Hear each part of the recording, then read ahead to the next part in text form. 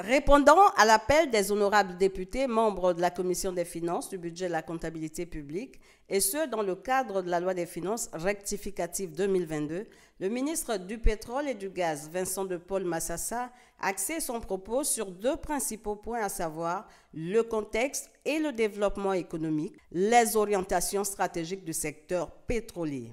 Le membre du gouvernement a indiqué que le premier trimestre 2022, marqué par la guerre entre l'Ukraine et la Russie, a eu un impact sur l'envolée des cours des matières premières, une situation qui a favorisé la production nationale du pétrole brut, estimée à 2,55 millions de tonnes métriques à fin mars contre 2,48 millions de tonnes en 2021, soit une progression de 2,8%.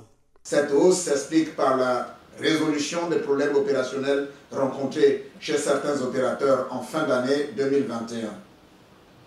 Dans le même temps, le prix du brut de Brent a fortement progressé de 66,5% pour s'établir à 101,41 $ le baril, pendant que le prix du panier des bruts gabonais affichait une moyenne de 101,3 $ par baril, soit une augmentation de plus 68,5%.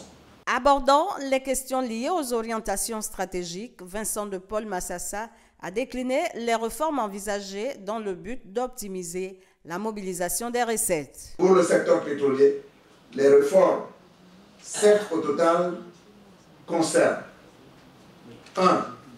L'adhésion à l'ATI en vue d'améliorer la transparence dans la gestion des revenus pétroliers et miniers. Le Gabon a réintégré courant 2021 l'initiative pour la transparence dans les industries extractives, donc ATI. À l'issue de ces échanges, les honorables députés ont formulé plusieurs recommandations allant dans le sens de l'amélioration des mécanismes de fonctionnement des sociétés pétrolières locales en vue du développement efficient de certaines contrées.